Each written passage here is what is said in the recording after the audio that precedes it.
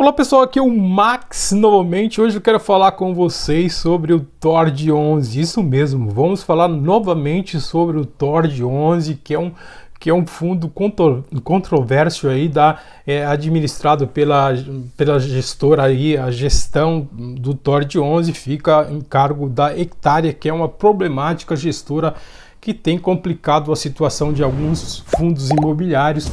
E nesse caso é o TORD 11. Então eu tenho duas notícias para vocês, uma boa e uma ruim do TORD 11. Então é isso mesmo que a gente vai ver nesse vídeo de hoje sobre o TORD 11, que sempre foi um queridinho do mercado, pagava bons dividendos e de repente despencou e não pagou mais dividendos. Mas vou dizer para vocês as duas notícias, uma boa e uma ruim. Então a gente vai começar pela notícia ruim, que é a questão do desdobramento, que é na verdade desdobramento, não, grupamento das cotas do TORD. Então veio uma notícia do mercado que a CVM entrou aí com pedido para justificar, para o TORD 11 justificar por que ele já não fez esse grupamento de cotas. Assim como acontece nas ações, também é obrigado o fundo imobiliário ficar muitas semanas abaixo de precisa agrupar. E o TORD 11 não fez isso. A Hectare não notificou a CVM, que já ultrapassou a data das semanas abaixo de R$1. Então essa é a complicação. Veio aí uma desvalorização histórica e possível grupamento de cotas do TORD 11. Enfrentou aí uma desvalorização de 90% com cotas abaixo de R$1. Conheça os desafios e o impacto de um possível grupamento. Então esse é o problema grande que o TORD vem tomando aí, sem ter uma condição para sair desse valor abaixo de 1. Na verdade, a CVM, então aí, aqui está o comunicado, a CVM, segundo o documento enviado à Comissão de Valores Mobiliários, será realizada uma Assembleia Geral Ordinária até dia 30 de abril para que os cotistas decidam sobre a realização da operação. Então a CVM notificou o fundo, que ficou aí muitas semanas aí, vem causando dor de cabeça desde outubro, e passou a operar abaixo de R$1, e isso que complicou a situação do fundo. E aí a B3 resolveu fazer a sua notificação e exigiu que o fundo anunciasse medidas para a correção do valor. Uma das alternativas é realizar um grupamento de cotas. Não pode ficar muito tempo aí abaixo de R$1 a cota. E isso precisa então fazer este grupamento, que é ruim para todo mundo. O grupamento fazem exatamente quando a situação está bem complicada e o investidor se sente lesado por isso. Um exemplo básico que eles trazem aqui na notícia é que o TORD, a desvalorização histórica, é possível grupamento de cota. Então traz um exemplo saindo de um patamar superior de R$10, que era a cota, para abaixo de R$1, e isso trouxe uma desvalorização de 90%. O que levou a essa desvalorização é exatamente aí a falta de liquidez, desconfiança do mercado em relação à sua estratégia de gestão e principalmente aí a falta de transparência da gestora, e perdeu a atratividade. Quando não tem transparência, o investidor arruma as malas e cai fora. Então o que esperar desse grupamento? É um exemplo que eles trazem aqui. Realmente um grupamento não é bom para ninguém, porque isso prejudica o fundo e prejudica também os investidores. Por exemplo, o caso do TORD, se o TORD optar aí um grupamento de 10 para 1, cada investidor que possui 10 cotas passará a ter apenas uma, mesmo que isso não vai prejudicar aí os valores, vai continuar tendo o mesmo valor que você tem, mas a maioria não comprou o TORD aí abaixo de R$1,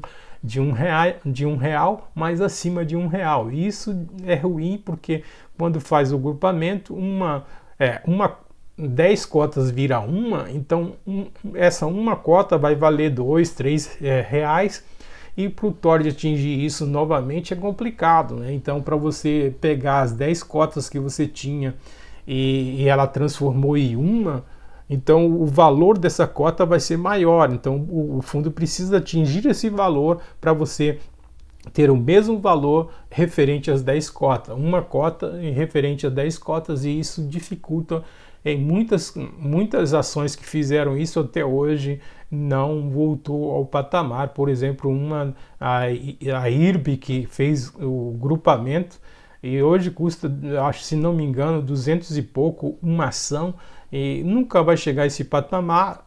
Quando eles saírem acima de uma aí, eles voltam a fazer então o desdobramento, que é o contrário do grupamento. Mas isso demora muito tempo, algumas ações nunca saem desse patamar, como a Oi BR3 também fez grupamento e agora está nessa situação, e só fazem grupamento quando a coisa está preta. Quando as coisas estão boas, aí eles fazem um desdobramento, que também é ruim para o investidor. Na verdade, essas coisas, grupamento, desdobramento, só prejudicam o investidor no fundo, né? E aqui os impactos do grupamento no mercado e nos investidores. A questão aqui, o anúncio de intervenção realizar um grupamento já impactou o mercado, com as cotas do Tord caindo ainda mais. Muitos investidores enxergam a medida como na verdade, um reflexo de fragilidade do fundo, o que aumenta a pressão vendedora para os cotistas. O grupamento também pode gerar desafios como menor liquidez e uma sensação de perda de capital, mesmo que o valor total investido não mude. Não muda o valor investido, mas ninguém comprou o Tord abaixo de R$1, comprou realmente acima de R$1. O futuro aí, essa é a boa notícia que aparece aqui, já que o Tord voltou a pagar dividendos. Depois vou falar sobre isso mais para frente, para que vocês entendam por que ele voltou a pagar dividendos. O futuro do Tord, o que esperar do Tord, é exatamente tentar reconquistar a confiança dos investidores e essa gestão melhorar a situação aí. Vale a pena abaixo de R$1? É complicado, porque é um fundo de alto risco. Falta aí a transparência da empresa, que não tem transparência, e isso é muito complicado para os investidores. Então fica de olho no Tord para não comprar gato por lebre. Foi um bom fundo. Se a gestora não melhorar a questão da transparência, fica difícil colocar mais dinheiro neste fundo. A boa notícia é que realmente, após quase 2 anos sem pagar proventos, o Tord anuncia a distribuição de dividendos. Cotas sobem quase 7% na bolsa hoje, que era dia 9 de janeiro.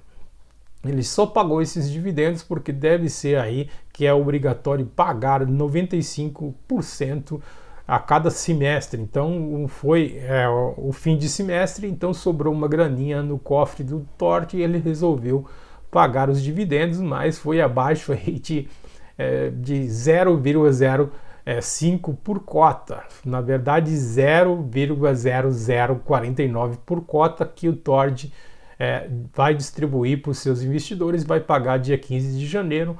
Isso é uma boa notícia, mas isso não é tão animador. Mesmo assim, as cotas não chegaram a superar R$1. Bateu aí às 11 horas e 20 minutos, as cotas estavam a 0,92 abaixo de R$1. E isso então desanima o investidor e complica a situação do Tord, e a esperança é que, se realmente ele tem uma consistência, ele vai pagar no próximo mês também dividendos. Se ele voltar a pagar dividendos, quem sabe as cotas voltam a subir novamente. Então o Tord é essa situação complicada. Vamos dar uma olhada desde quando ele fechou então aí o mercado em 0,94, quase chegando a R$1 a cota.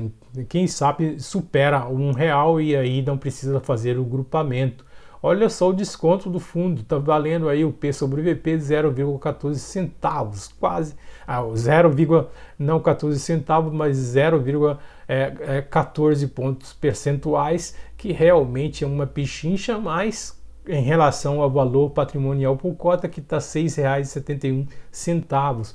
mas com tantos problemas fica difícil o investidor apostar ou investir neste fundo. Ele não pagava dividendo desde o 14 de 2 de 2024, então quase 2 anos aí sem pagar dividendos, quando pagou 0,05 centavos por cota e depois não pagou mais. Então, pessoal, fique de olho nesse fundo problemático. A Hectare tem muitos problemas, tanto com Tord quanto com o HCTR11, e isso é realmente lamentável que uma gestora continua fazendo o que a Hectare faz e continua operando no mercado, e a esperança é que a CVM possa intervir aí e fazer alguma coisa para ajudar os cotistas. Então, era isso que eu queria deixar para vocês. Espero que vocês tenham gostado do vídeo. Se gostaram, deixa aquele like para a gente.